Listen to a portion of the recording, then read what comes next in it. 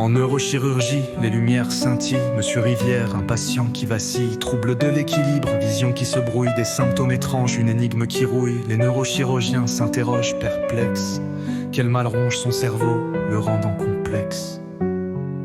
L'ombre plane, le doute s'installe. L'infirmier questionne, sa conscience l'appelle. Et si un détail avait été négligé? Le poids de l'incertitude, un fardeau partagé.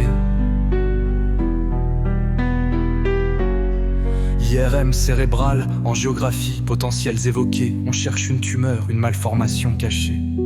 Mais les images sont floues, les résultats ambigus. Des anomalies subtiles, des signes confus. Céphalée intense, perte de mémoire brève. Le patient s'affaiblit, son corps se relève à trêve.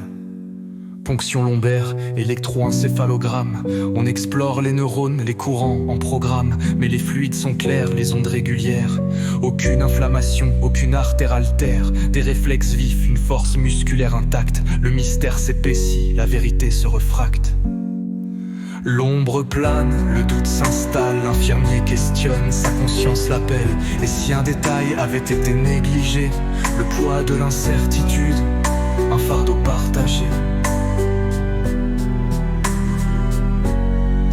Le poids de l'incertitude, un fardeau partagé. L'infirmier discret observe attentivement. Les pupilles dilatées, un nystagmus naissant. Il note une légère asymétrie faciale, une démarche ataxique, une parole raciale. Il repense aux antécédents, aux facteurs de risque. Une maladie rare, une hypothèse qui insiste.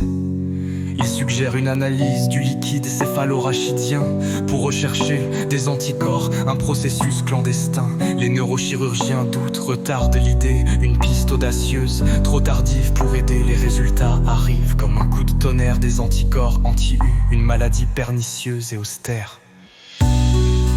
L'ombre plane, le doute s'installe, l'infirmier questionne, sa conscience l'appelle. Et si un détail avait été négligé? Le poids de l'incertitude, un fardeau partagé. Le diagnostic tombe, syndrome neurologique paranéoplasique. Une réaction auto-immune, une tumeur extrasystémique. Monsieur Rivière souffre d'un cancer pulmonaire occulte. Les anticorps ont ravagé le cerveau, une lutte insolite. Hélas, il est trop tard, les lésions sont irréversibles. La mort l'emporte dans un silence indicible. Il suggère une analyse du liquide céphalorachidien pour rechercher des anticorps, un processus clandestin. Les neurochirurgiens doutent, retardent l'idée, une piste audacieuse, trop tardive pour aider. Les lésions sont irréversibles, la mort l'emporte dans un silence. L'ombre plane, le doute s'installe, l'infirmier questionne, sa conscience l'appelle. Et si un détail avait été négligé? Le poids de l'incertitude, un fardeau partagé.